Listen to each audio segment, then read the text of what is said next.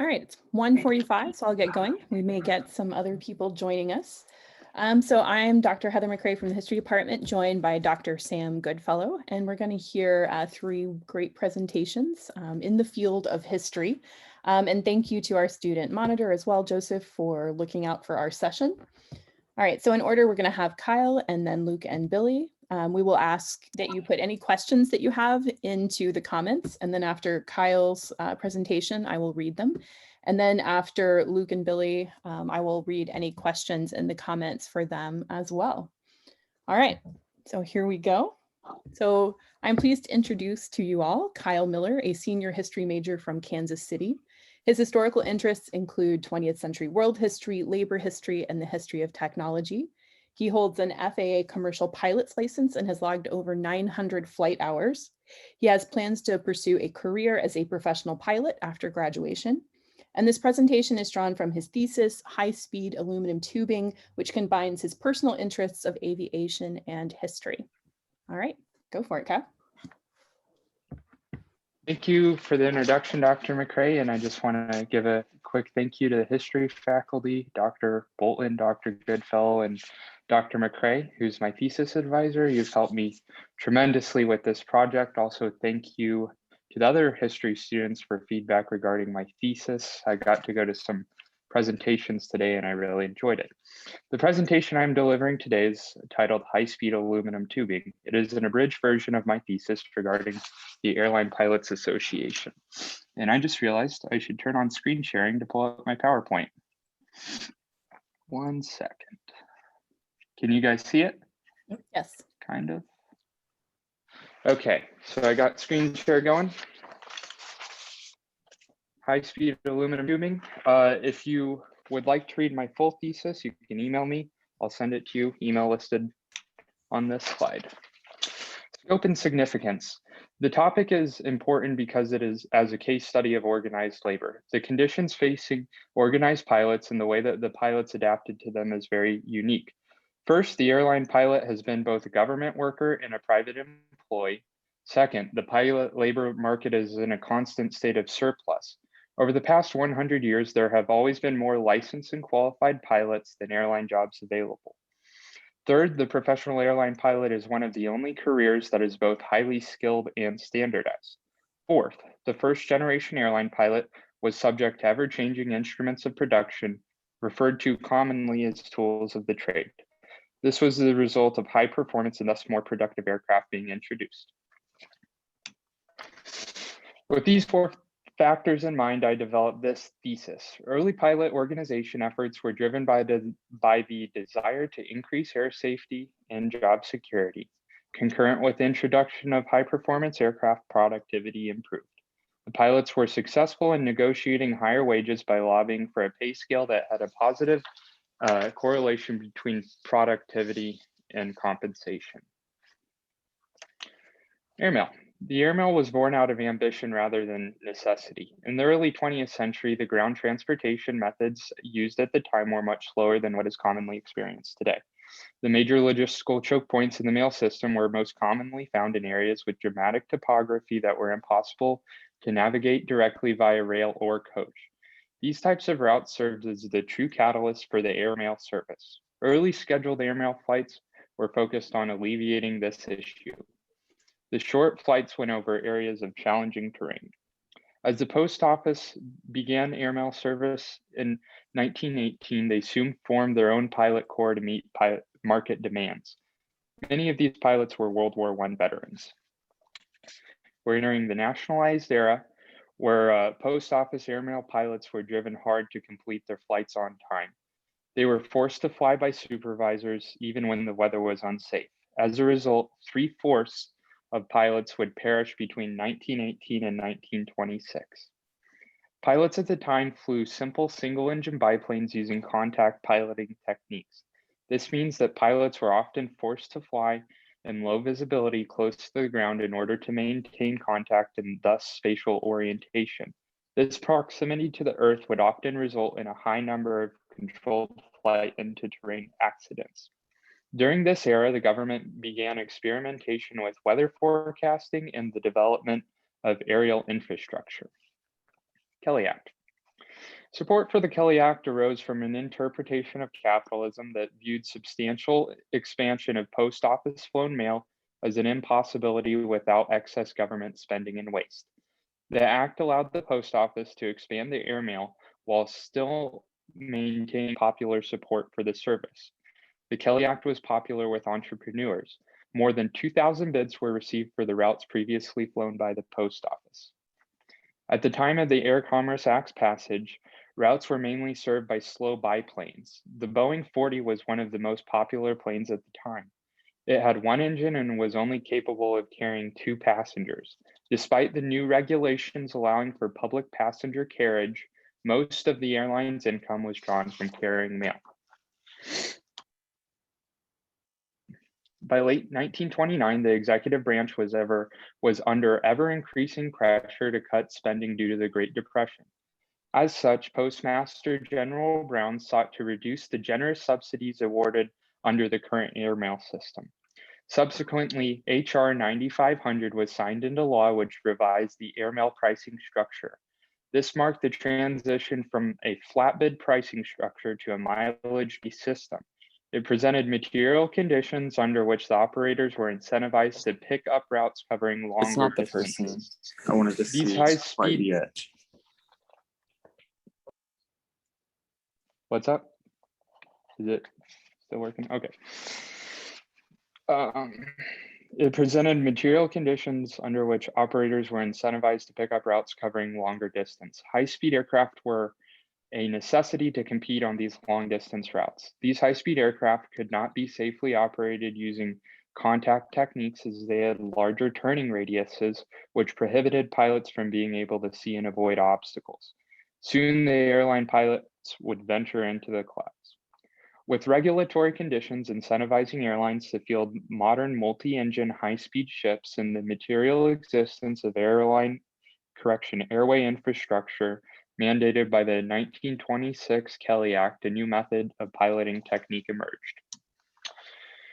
Instrument flight.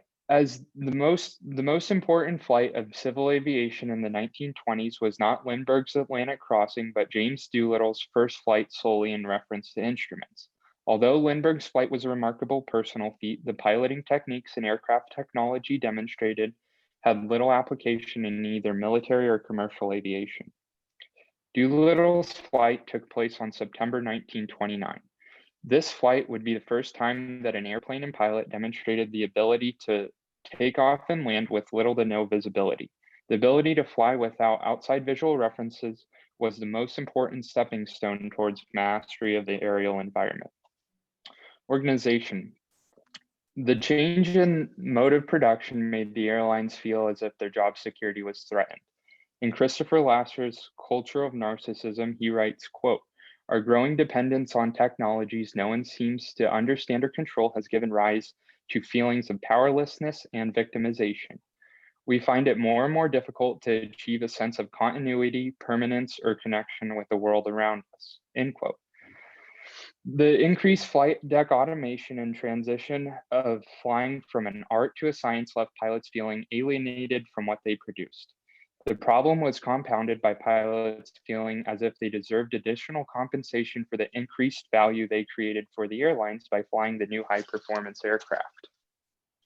In 1931, David Benke, the Airline Pilots Association's founder, acted in organizing a union in an effort to address current issues of alienation and working conditions facing the pilots. Evidence of this desire to improve air safety and raise wages is present in the slogan released at the time of ALPA's affiliation with the American Federation of Labor, which stated, "ALPA's role is to stabilize the profession and keep politics off the wing." Over the next year, Benke organized pilots throughout the country by way of key men. These key men were senior pilots who helped Benke expand ALPA's membership. New Deal.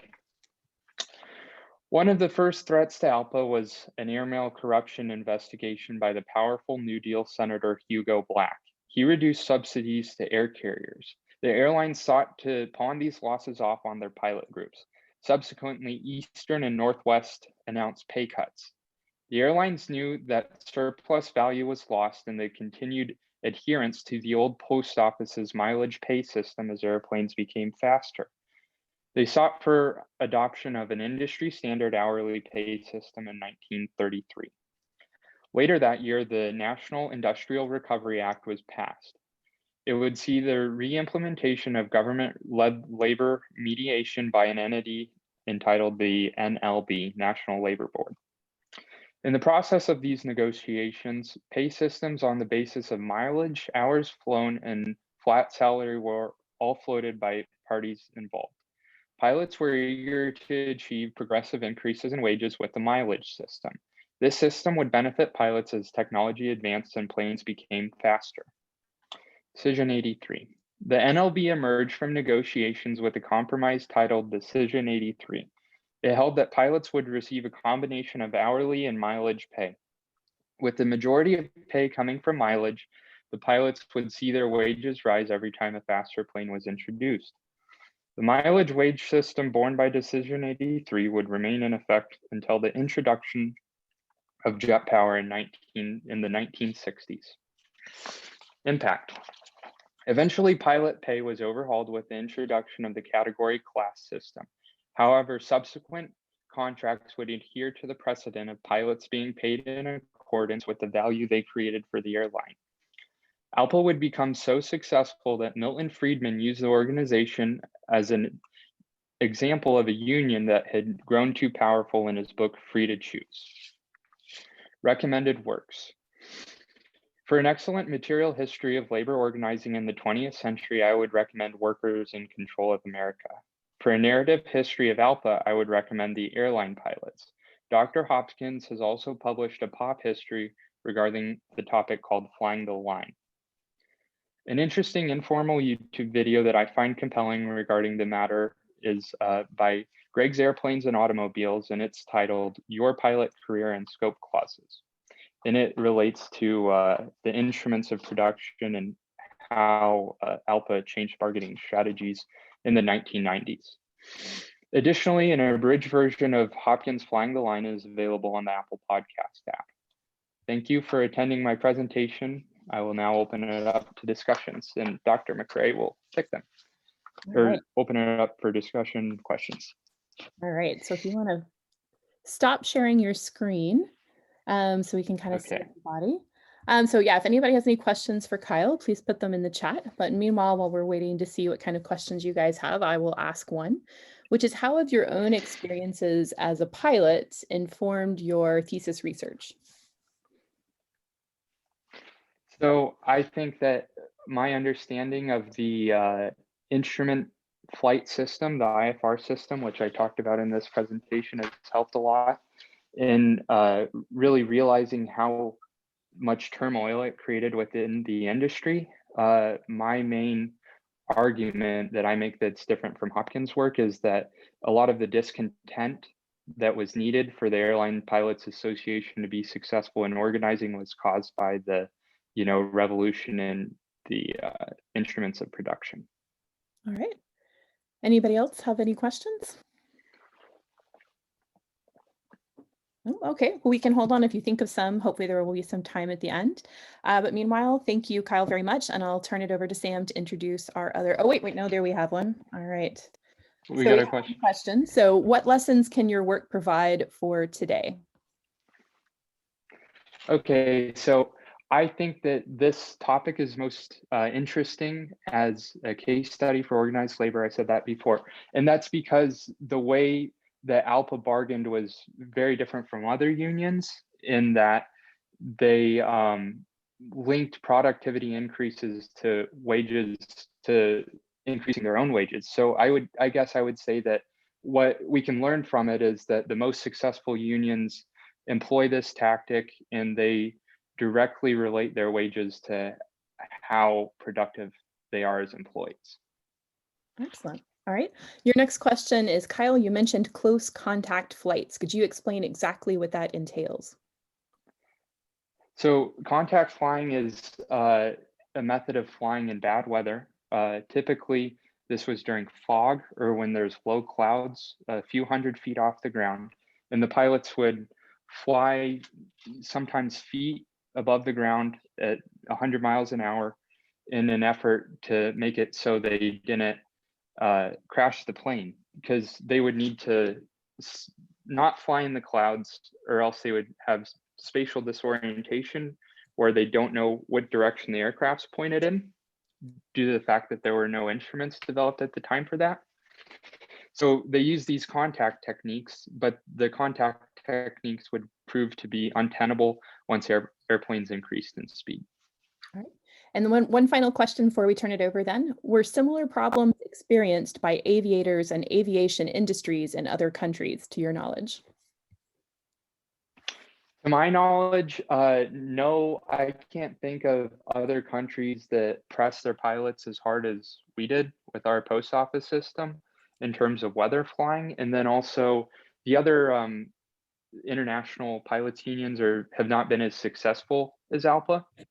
So that's the extent that I know about international unions. All right. And we have one from Dr. Goodfellow, so we'll slip that one in there as well. How could the post office continue to function when 3/4 of its pilots had accidents? So it's they used a training system similar to, I don't know if you're familiar with the United States in World War II. So they would use the experienced pilots to train the new pilots. And a lot of these experienced pilots had World War I experience. For example, the Lafayette Escadrille, which was a volunteer American squadron in France. They came back and helped train Army pilots who would end up flying the Mail later on. All right. Thank you very much, Kyle. And Sam, I'll turn it over to you. Okay. The next two presentations are sort of linked. Luke Cryer and Billy Murphy are going to give us some information on music and repression, the cultural impact of Soviet and ska music. Both of them are history majors. Luke is going to be attending graduate school in Missouri, University of Missouri next fall. Billy is thinking about that, maybe not ready to go there yet. Billy's thesis, he's putting the finishing touches on his thesis as we speak. And his thesis is on the role of ska in British ethnic politics. So I will turn it over to Luke. Thank you very much. While I get my presentation up, thank you, Kyle. That was a very interesting topic. I didn't know all that much about labor organization, so I'm not gonna waste much time. I'm gonna go ahead and jump in because Billy and I have a lot to cover. So one of the most recognizable features of Russian culture is its music, whether it be the use of the folk song Korabayniki as the theme of the popular Tetris puzzle game, or the easily recognizable tune of the Soviet national anthem. Russian art and folk music has an undeniably unique character to it. This musical identity not only originates from the distinct linguistic nature of Eastern Europe, but also the development of music under the Soviet system. Especially in the formative years of the Soviet Union's infancy under Stalin, as the nation made a concerted effort to create a centralized and stable Soviet system, a distinctive musical identity began to take shape, distinct even from the tradition the Soviet system had inherited. Historian Simo Mikkonen, writing on this subject, acknowledges the juxtaposition in the Soviet Union's approach to music, saying, totalitarian rule is often said to stifle creativity and suffocate artists. However, he notes, despite this, Soviet ballet, symphonism, and jazz were all used to imply the distinct nature of Soviet culture. Thus, music stands as a lasting example of the many ways the Soviets defined their identity and their ideological separation from the West in the decades before and following World War II. In April of 1932, the Communist Party in Russia published a resolution on restructuring literary and artistic organizations. Prior to the publication of this resolution, the communist government had attempted to deal with the arts as a whole, creating a lethargic and incoherent system which could not effectively govern the production and practice of the arts. Among other organizations, this resolution created the Composers Union, which in combination with the 1935 Committee on Artistic Affairs would work towards a more specific cultural policy for Soviet music.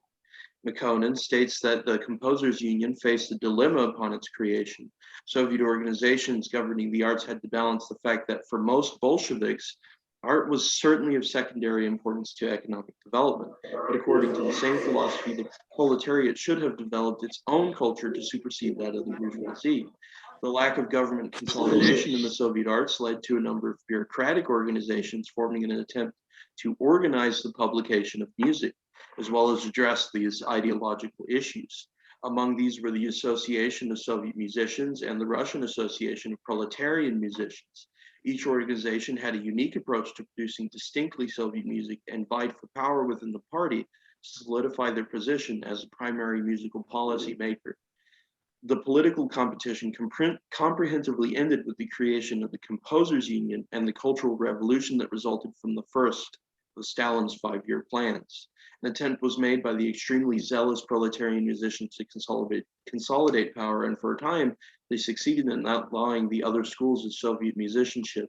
Despite their political success, popularly the proletarians could not hold the public's attention. And as a result, their influence ended in 1932 alongside the 5-year plan. The proletarian successes did open the way for the Soviet government to establish a more centralized music administration, and thus the power of publication and musical styling landed squarely in government hands.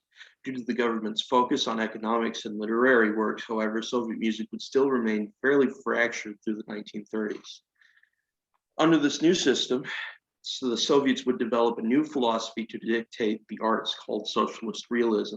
This ideological system was based on 3 basic principles called ideyanost, narodnost, and partiyanost, respectively. The first called for art to have an ideological basis in the fundamental ideals of communism and was established at a party meeting in 1934 dictating the practice of literature. The second, which is attributed mostly to Lenin's writings in philosophy, requires that the arts be appealing to the masses and thus popular among them. The third, also a product of the aforementioned party meeting, naturally required that the arts benefit the influence and political goals of the party. Thus, the dilemma that faced Soviet artists attempting to find an ideological basis for their work was mostly solved.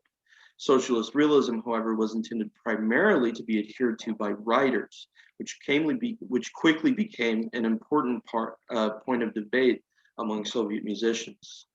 The discussion over socialist realism in music led to the development of several unique viewpoints reflective of the fractured background of the Soviet music establishment.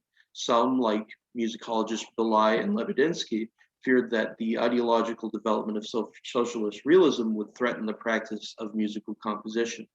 Boleslav Przybylewski, however, disagreed. Przybylewski had a much more positive and interactive view of socialist realism, suggesting that music adhering to these beliefs would adopt a sound reflective of pastoral life and local traditional music, which it largely did. Viktor Gorodinsky, another musicologist, built on Przybylewski's ideas, positing that music without a fundamentally narrative-driven structure could easily appeal to all of the requirements of socialist realism as long as it reflected positively on socialist lifestyles. Though these writers made a noble attempt to define social realism's impact on Soviet music, the ultimate result of these academic publications were better suited to defining and condemning those works which did not meet the requirements of the artistic movement. Though Soviet musicologists and composers were unable to agree on an ideological basis for the compositions, the musical establishment did secure party benefits for musicians and composers. The political success of the Composers Union is somewhat remarkable considering the otherwise lethargic handling of musical affairs by the Soviet government. But despite these gains, the party leadership both within and without the Musicians Union were still unable to settle on a consistent image for Soviet music. Ultimately, the character and style of Soviet music would come to be more dictated more by Stalin and other political elements than any of the contemporary musicians or composers serving as members of the Union. Upon visiting the Maly Theater in Leningrad, Stalin watched a production of Terchinsky's Silent Dawn, or also known as And Quiet Flows the Dawn. Translation's a little tricky with Russian. Stalin's comments on the production were numerous and acclaimed both the music and the theatrics of Cherchinsky's work.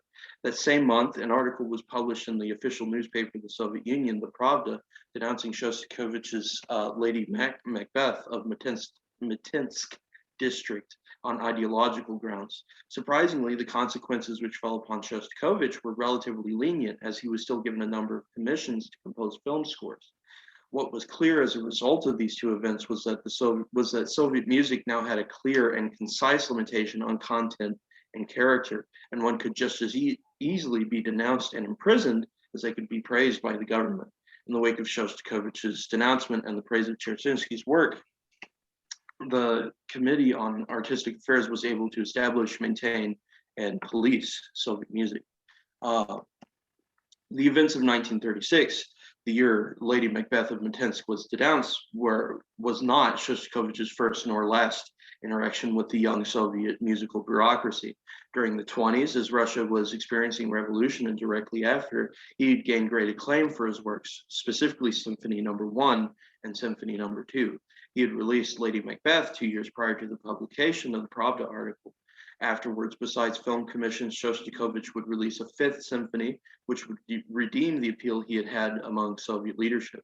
He would also publish a number of string quartets, a sixth symphony, and in 1940, even won a Stalin Prize for his piano quintet. His pre-denunciation works have a somewhat experimental quality. These features are which were characteristic of contemporary high art music and would have been fairly inaccessible to uneducated audiences, violating the socialist realist principle of narodnost. It also reflected on European stylings of music, which would not have been very popular with the government. This, among other reasons, attracted the ire of Soviet officials, forcing Shostakovich to fall into line with political expectations. Compare these to Cherchinsky's work. An excellent example of socialist realist and, in fact, proletarian music stylings is Cherchinsky's From Border to Border, from the film adaptation of his opera.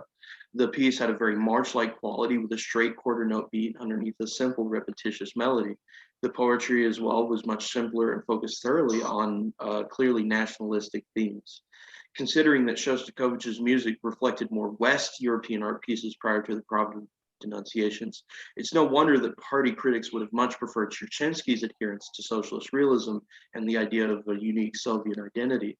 As a result, and likely due to the fact that he was not summarily executed after being denounced, Shostakovich's music saw a massive change in its character to fall more in line with the desires of the party.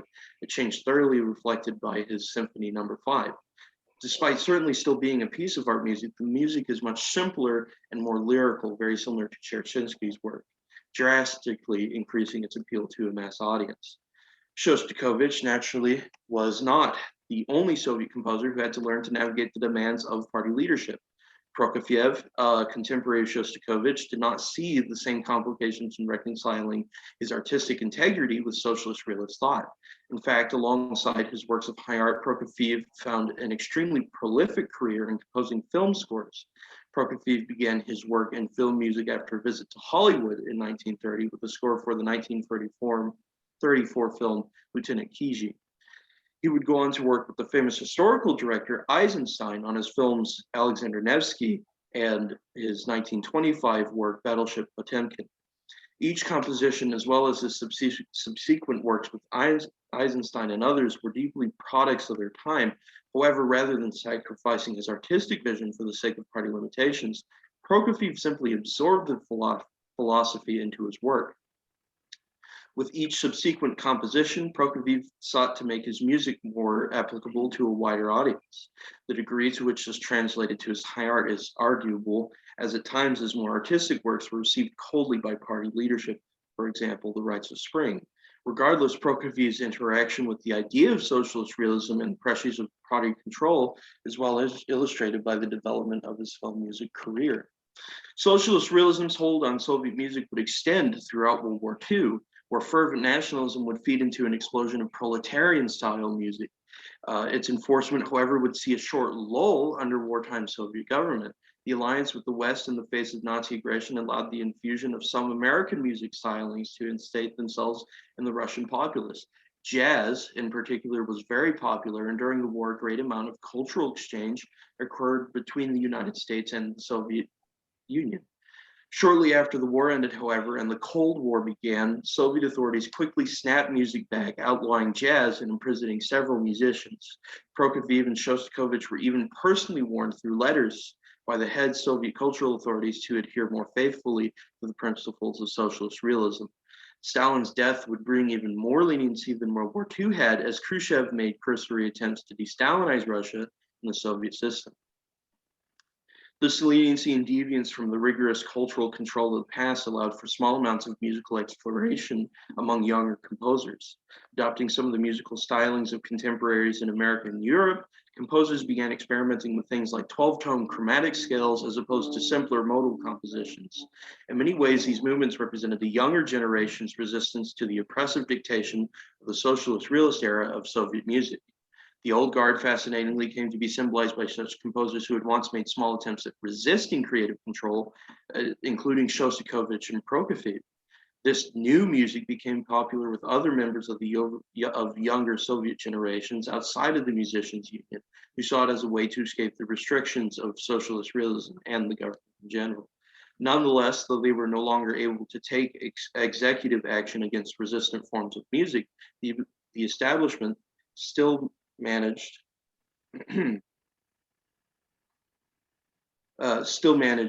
to undermine musical variants by refusing to endorse young works in official publications. This competition between establishment and artistic expression was, of course, nothing new to the Soviet government.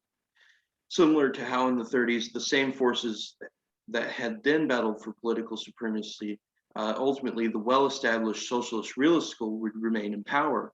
It seemed, though, there was an inherent desire in the Soviet populace for musical development beyond the pluralist folk settings of the proletarian movement.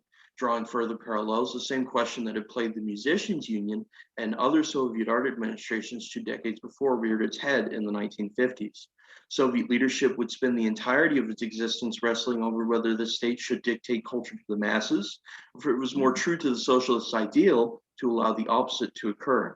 It was this struggle between institution and musical development that had defined Soviet music since the 30s, and that would continue to do so into the future.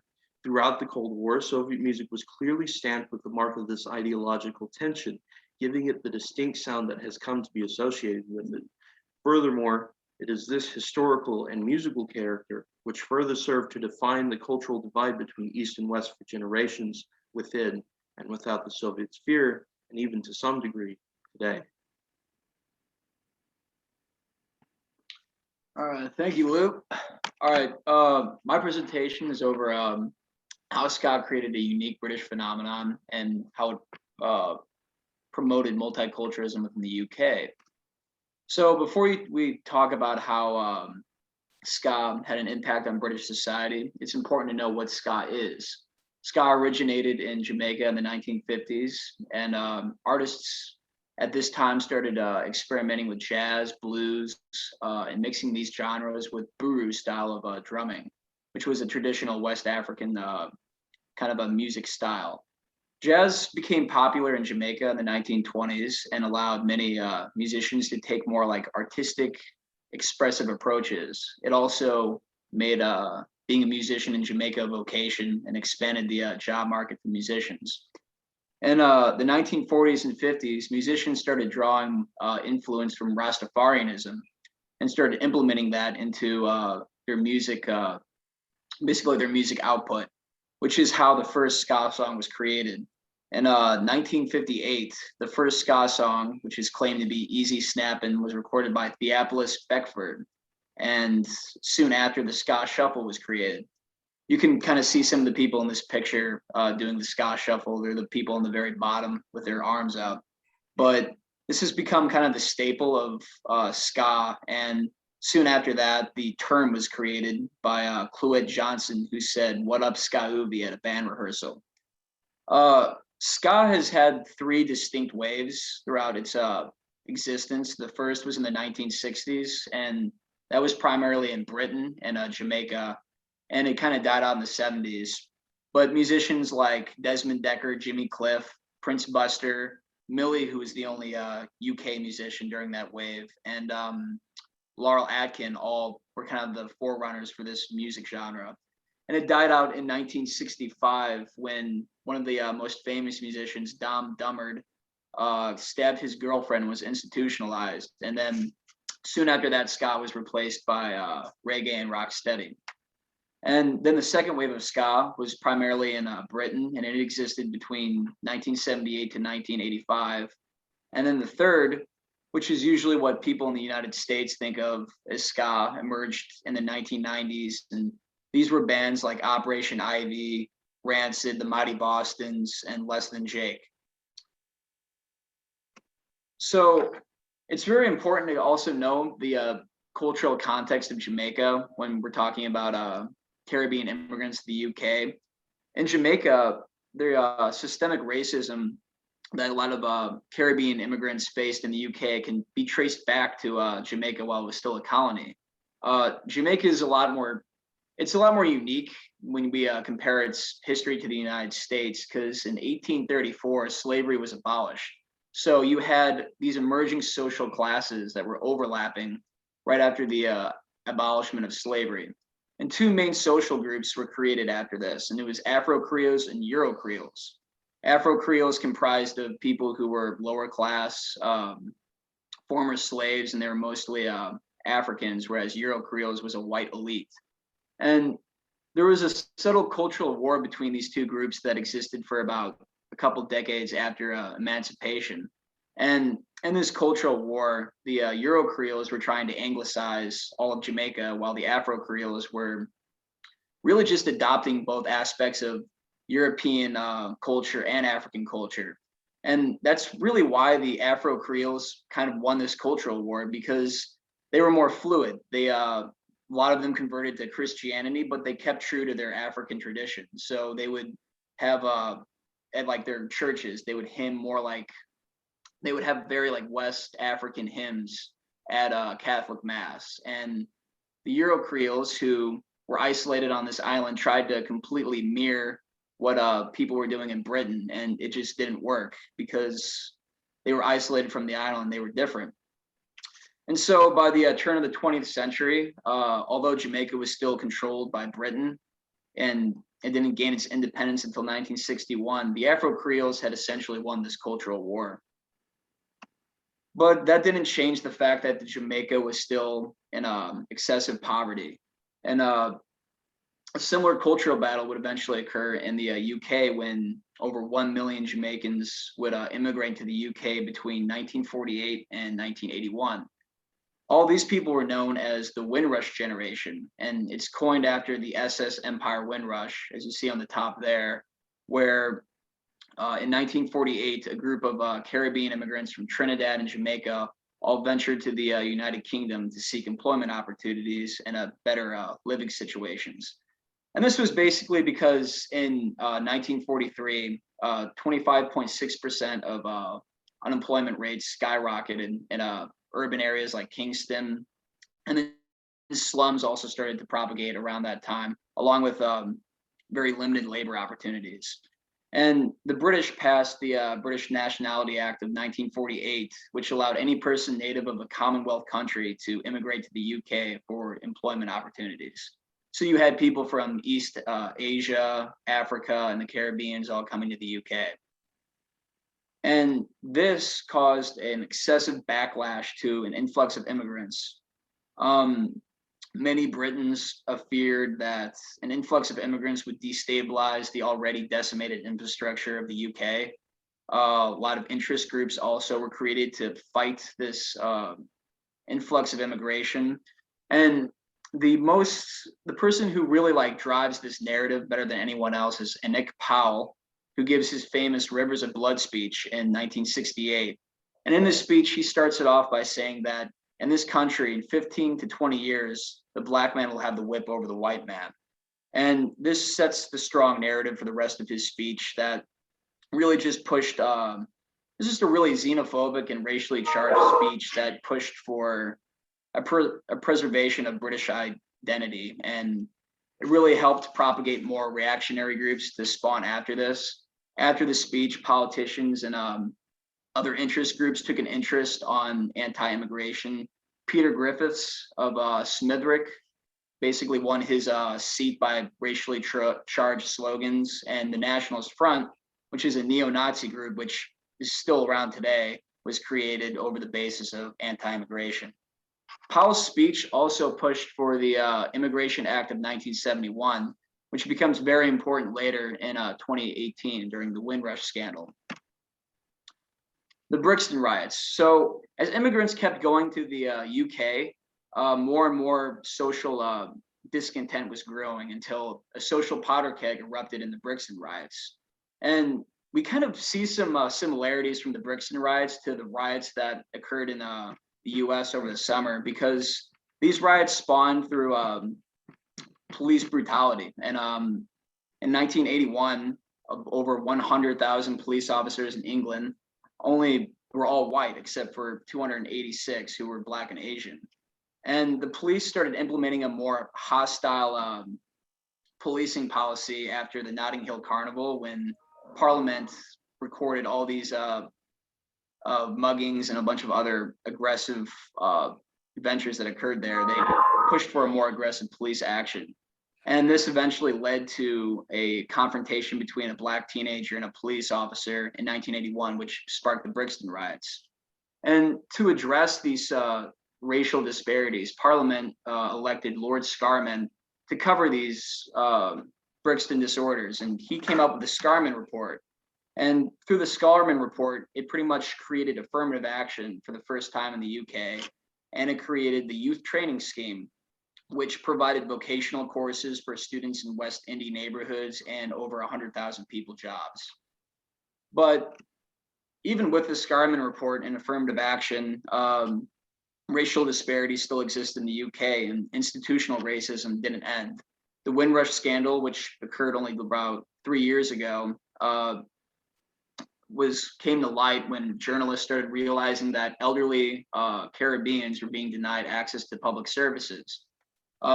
Members of the Windrush generation were being denied access to their bank accounts, social security, residency, and some were even being deported. Over 100,000 people had filed these cases, and only 11,000 people have been compensated since.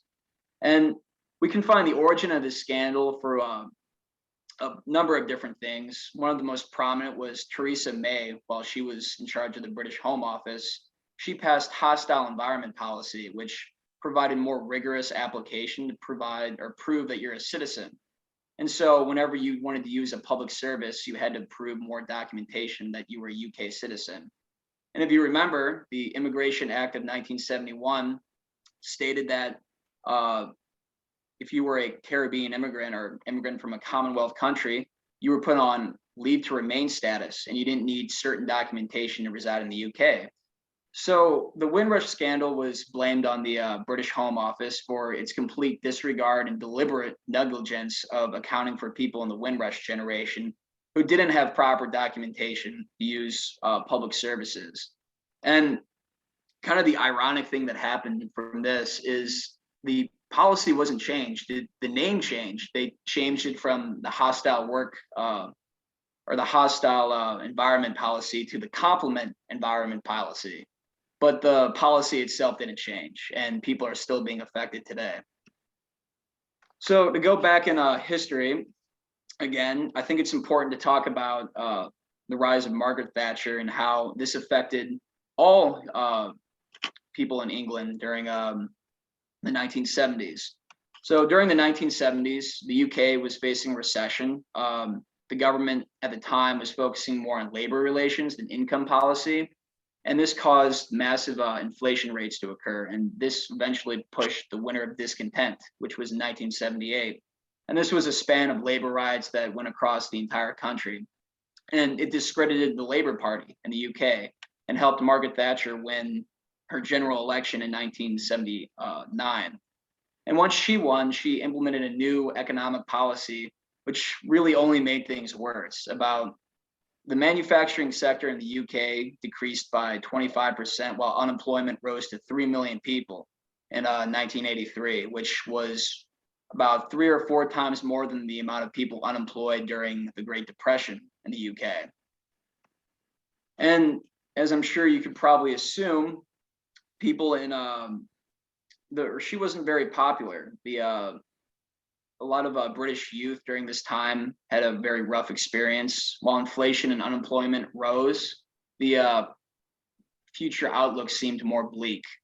A lot of young adults had to start soliciting in urban areas because they couldn't find work. And so this caused more and more confrontation with police officers.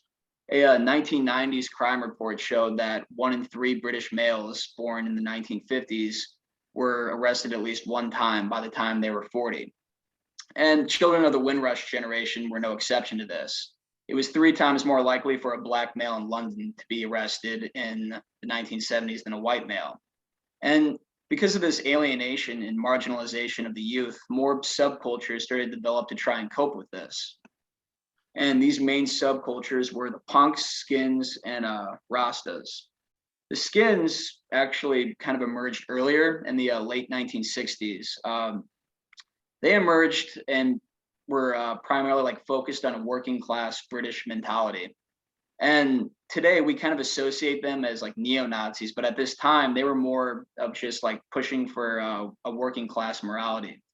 What's kind of ironic is the whole skinhead look with tapered jeans and Doc Martens and shaved head. It actually stems from Desmond Decker, who was a Jamaican ska musician. He did a tour in Britain in 1967, and he had cupped off jeans and Doc Martens. And after he did this tour, a bunch of people started to try and emulate him. So you have racist neo-Nazi skinheads now who are dressing like Desmond Decker did in the 1960s. I thought that was just kind of interesting. But in the late 1970s, skinhead groups started to become more reactionary and racially charged. They then started to kind of target minority groups. There was a strong push to preserve British identity. So skinheads would attack Pakistani immigrants, Indian immigrants, and Caribbeans. And while this was occurring, a lot of children of the Windrush generation were forming their own subcultures called the Rastas. And the Rastas were essentially just kids of the Windrush generation who started kind of like finding outlets in reggae, rocksteady, and Rastafarianism. A lot of children started wearing or having dreads, and they also started preaching about how Britain was a modern day oppressive Babylon. And as you can probably assume, not many white Britons could really like identify with this, so it was very culturally distant from other white subcultures. And then the punks, which at this time was a little bit more diverse, pretty much encompassed everyone else. They really started propagating in 1976 when the Sex Pistols and the Clash started becoming very prominent musicians. And they pushed for like a more edgier aesthetic, but also a DIY ethos and a very individualistic mentality. And the thing about punk in the UK is it had a lot of different hybrids and a lot of different cliques that were within this subculture. And one of the most important was the second wave of ska. The second wave of ska really occurred, or it started to propagate in the late 70s. I think I said earlier it started in 1978, but we can really find the most pivotal point of its existence in 1977 when the Clash released the song "The Police and Thieves," and this was the first punk song that ever like implemented ska music or a ska influence and was a hit. And that same year, the Specials, Jerry Dammers, who was in charge of the Specials, as you see here, he's the guy eating the piece of pizza. He formed the Specials in Coventry, and it was encompassed of all locals from Coventry and 2 members of the Windrush generation. But keeping to like the DIY punk ethos, Dammers created his own record label called Two Tone Records. And this allowed them to be a little bit more artistically creative. They weren't bogged down by a record company, so they could do basically whatever they wanted.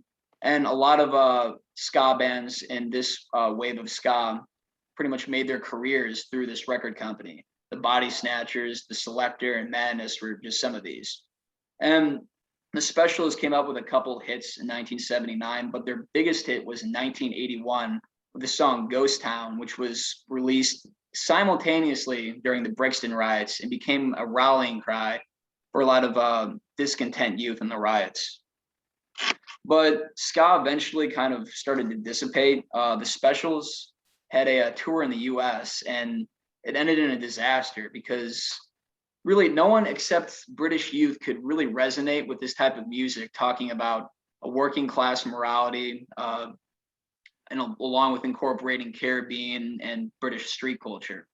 So when they played in the US, they were booed in New York and Oklahoma because no one really knew what they were talking about. So a message to you. Eventually, after many internal conflicts, the Specials broke up in 1984 and Two Tone Records disbanded a year after.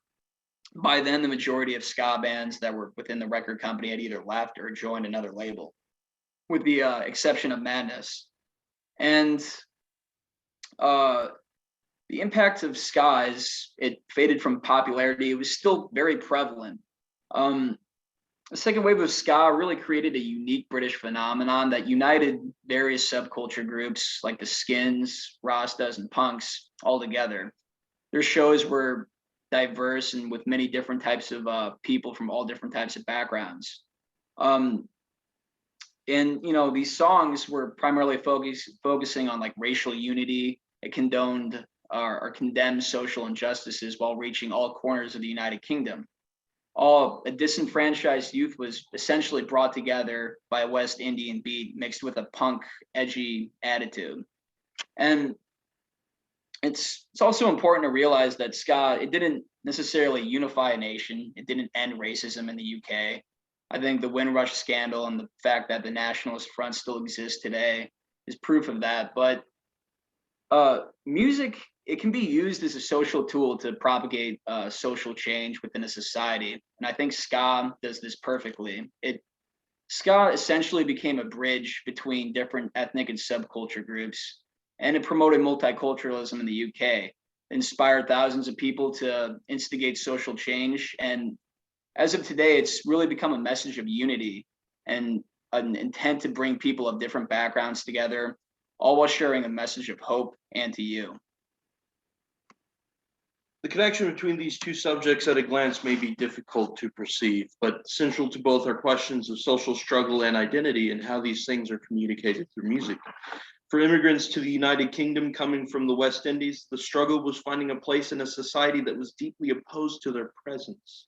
Children of the Windrush generation faced marginalization and discontent with a country which had ostracized them for their racial and cultural differences. Yet the same was true for white British youth in urban settings who lived at a time when the United Kingdom faced its highest unemployment and inflation rates since the Great Depression. For both, their perception of the future was bleak. For the Soviets, the struggle was trying to form a new identity under the constant presence of a controlling ideology and the oversight of political institutions. The government of Stalinist Russia dictated every component of society from agriculture to art. No project or ideal was left untouched. It disseminated a strict industrial ideal of life and morality. In both cases, these struggles were simultaneously expressed and addressed through music. In the UK, ska epitomized the social and economic dilapidation of urban society as marginalized groups pursued new outlets and invigorated white and black subcultures who both shared a common economic and social struggle. The music itself implemented sound and aesthetic influences from the punk scene in Britain while incorporating Jamaican culture's Rastafarian roots. For the Soviets, music and the arts were defined through the rules of socialist realism. The inherent desire to make and enjoy music was ever present among the Soviet people, but was never truly able to break the chains of political repression. Despite this, creativity flourished.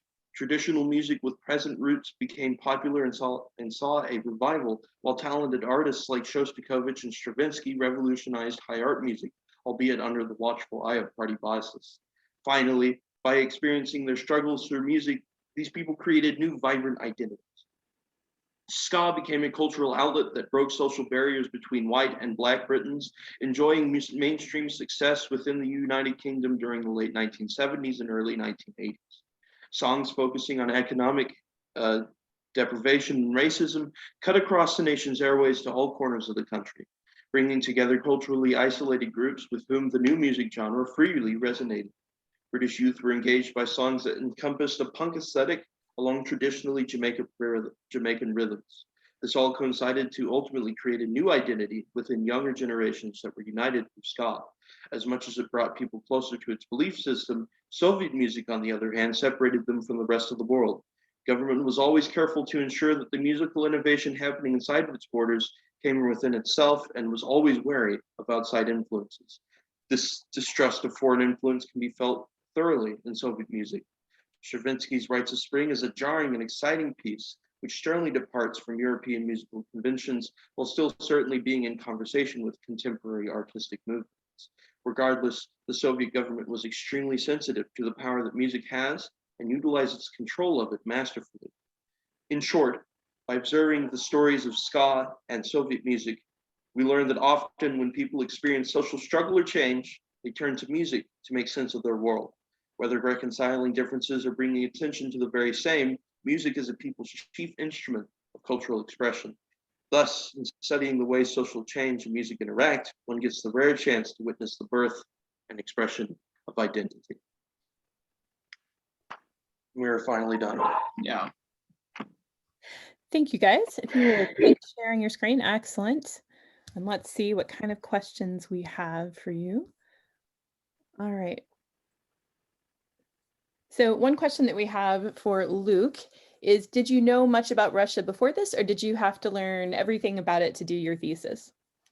So I do kind of have a little bit of a basis in their kind of, especially their musical tradition, but largely a lot of it was learning just what, especially Soviet music was like and what influences it had. Great. Okay. This one's for both of you, but we'll start with Billy. So what led each of you to choose to study either Jamaican Ska or Soviet music for your thesis studies? How did you discover the connection with the political advantages and the use of music? For me, I kind of what really I guess motivated me to write my thesis was I wanted to kind of prove that music could, in a sense, like end racism, and I thought that like ska was probably the closest thing to that. And what I found through like my own research was it kind of did, but not really. Excellent. Luke, do you want to take the question? What led you to Soviet? Well, actually, this isn't my thesis research. This was just a paper I did for class, but I wanted to look into it because, you know, I understood the importance music has to, you know, culture and identity, and so I wanted to communicate the influences of that, especially in Russia, which is something that seems so foreign to us in the United States. All right, we've got another question for Billy. Has ska influenced the growing hip hop scene in the modern day UK? I think it did a little bit. One thing I didn't really talk about in this presentation is when the specials like kind of the Jerry Dammers, he ended up leaving the specials in like 1983 or so, and the specials almost turned into like a quasi hip hop group, and a lot of other hip hop artists started to find inspiration from that. So it a little bit, but it was really its own thing. All right, and another one for Luke. So what Russian directors were known for pictures with prominent soundtracks? Okay, so that question is really easy to answer, especially when you're talking about pre-Stalin Russia, because there were only like 2 or 3. A really big one is Eisenstein. He worked with both Prokofiev and not Prokofiev, God, I'm sorry, Cherchinsky and Shostakovich. Especially Shostakovich, he did a lot of work for Eisenstein, particularly if you've ever seen Ivan. No, it's not. It's a historical movie. Eisenstein's known for his historical films. Once you get past Stalin and the establishment of the Soviet Film Bureau, or I can't remember, some kind of bureaucratic name with a very long abbreviation, it's difficult to say because it was just stamped with the bureau number and then all the information was filed away somewhere else. So it's kind of hard to say, but definitely Eisenstein and other early Soviet filmmakers, not that there were a lot of them, you do get a lot of their very prominent soundtracks. All right. Well, and that's perfect. It takes us right up against time. It's 2:44. So thank you to everyone and especially to our presenters for giving such excellent presentations today. Thank you. Good job. All right, I'm going to stop recording.